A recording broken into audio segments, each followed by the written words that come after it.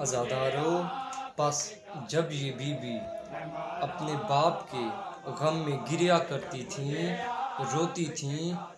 تو ماں اور پھوپھیاں اس بی بی کو سہارا دیتی تھی، اس بی بی کی تسکین کے لیے، اس مظلومہ کی تسکین کے لیے کہتی تھیں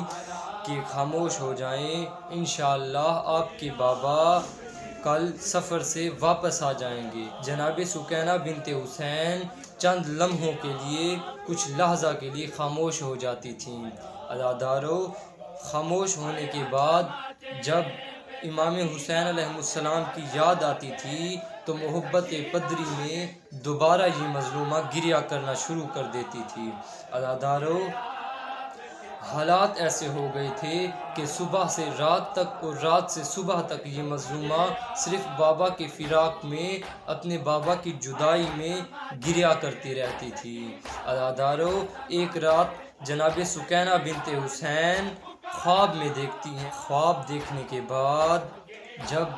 جناب سکینہ بنت حسین بیدار ہوئی ہیں، ذبح شدہ مرغ کی طرح جناب سکینہ بنت حسین تڑپ کر اٹھی ہیں۔ عزادارو، چیخ کر پکارنے لگی کہ اے اماں جان،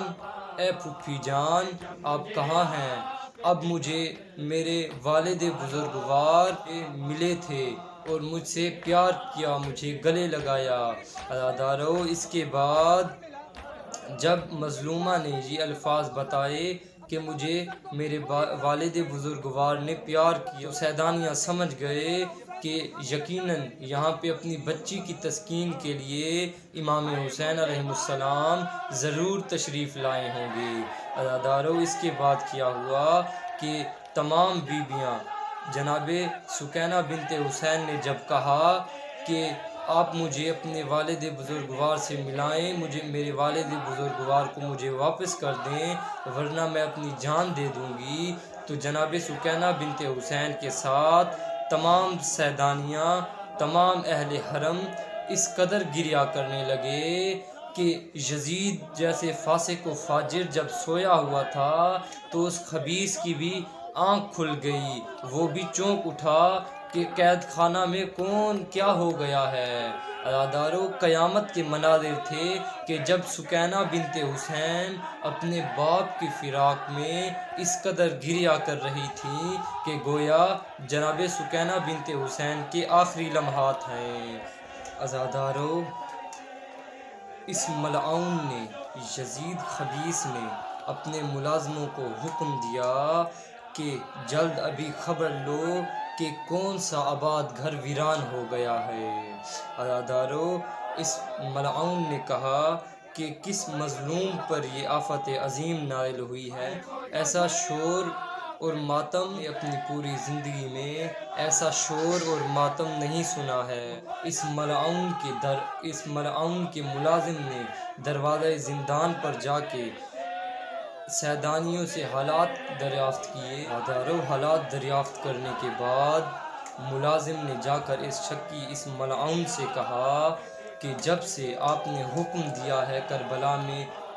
جب سے کربلا میں شہادتیں ہوئی ہیں تو امام حسین علیہ السلام کی ایک یتیم بیٹی جناب سکینہ ہے جو کربلا کے روز سے آج تک اپنے باپ کے غم میں روتی رہی ہے۔ عزادارو، اتنے مصائب نازل ہوئے ہیں، اتنے مشکلات آئے ہیں امام حسین کی اس مظلومہ پر کہ یہ اتنے عرصے سے رات کو بھی روتی ہے اور دن کو بھی اپنے باپ کی جدائی میں روتی ہے۔ عزادارو، جب یہ پورا ماجرا بتایا یزید کو کہ اس بی بی کو آج نیند آ گئی تھی، اس بی بی کی آج آنکھ لگ گئی تھی کہ جس کی وجہ سے اس بی بی نے آج خواب میں اپنے باپ کو دیکھا ہے، خواب میں دیکھتی ہے کہ اس کے والد بزرگوار اس سے ملنے آئے ہیں، ملنے کے بعد وہ کہیں پہ تشریف لے گئے ہیں واپس، تو اس وجہ سے وہ گریا کرتی ہیں، وہ یتیمہ بچی، اور اپنے پھوپھیوں کو اور اپنی ماں سے کہتی ہے کہ اگر مجھے میرے باپ کو نہ ملایا مجھ سے تو میں اپنی جان دے دوں گی۔ اسی وجہ سے یہ یتیمہ، یہ مظلومہ، یہ کم سن بچی اسی وجہ سے گریا کرتی ہے کہ اس کے مظلوم بابا واپس سفر پہ تشریف لے گئے ہیں اسی وجہ سے یہ مظلومہ گریا کرتی ہیں۔ عزادارو، جب یہ تمام حالات ملازم نے یزید خبیث سے کہے تو اب یزید خبیث نے حکم دیا، اس ملعون نے حکم دیا کہ سید الشہداء کا سر، امام حسین امام عالی مقام کا سر اقدس اس یتیمہ کے لیے پیش کیا جائے۔ الا لعنت اللہ علی القوم